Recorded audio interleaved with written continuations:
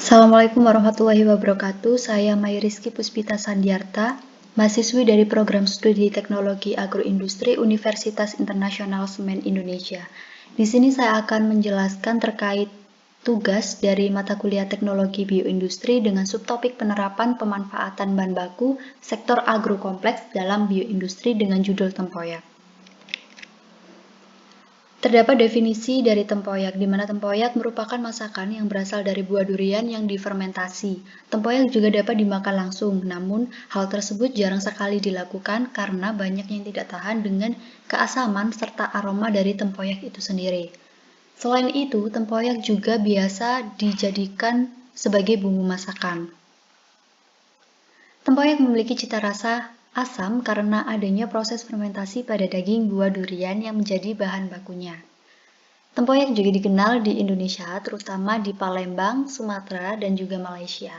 Di Palembang sendiri, makanan ini dimakan bersama ayam, kemudian di Lampung tempoyak menjadi bahan campuran dalam sambal. Kemudian terdapat beberapa karakteristik dari tempoyak. Jika dilihat dari segi tekstur, tempoyak ini memiliki tekstur yang lunak, serat halus lembut, agak kental seperti bubur durian, penampakannya sedikit berair. Dari sisi aroma durian dan juga alkohol. Dari sisi rasa durian, asam, asin, dan juga manis.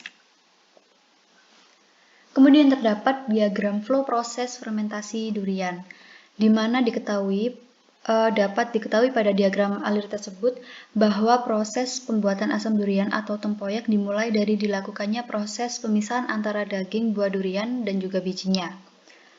Kemudian daging buah yang telah terpisah dari bijinya dihancurkan atau dilumatkan. Pada proses pelumatan ini dilakukan penambahan garam. Proses penambahan garam dapat dilakukan dengan menempatkan daging durian dan garam lapis demi lapis dan dicampur hingga homogen. Kemudian diletakkan pada wadah atau toples kaca tertutup, ditutup rapat hingga kedap udara dan diinkubasi pada suhu ruang selama 1 minggu hingga 10 hari. Kemudian jadilah asam durian atau tempoyak dengan rasa yang lezat.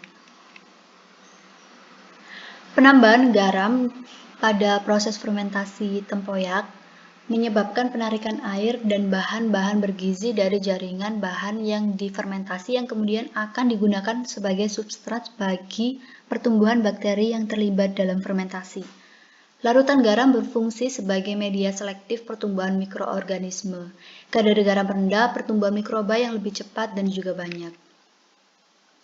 Kemudian terdapat gizi yang terdapat dalam tempoyak, yakni ada vitamin C, energi, protein, lemak, fosfor, karbohidrat, kalsium, dan juga zat besi.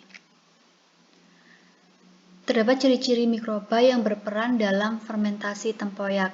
Nama mikroba Padiococcus acidilacsiti, jenis mikroba bakteri asam laktat, kondisi pertumbuhan pada suhu 25 derajat Celcius dengan waktu 2 hingga 4 hari dengan pH 3,87.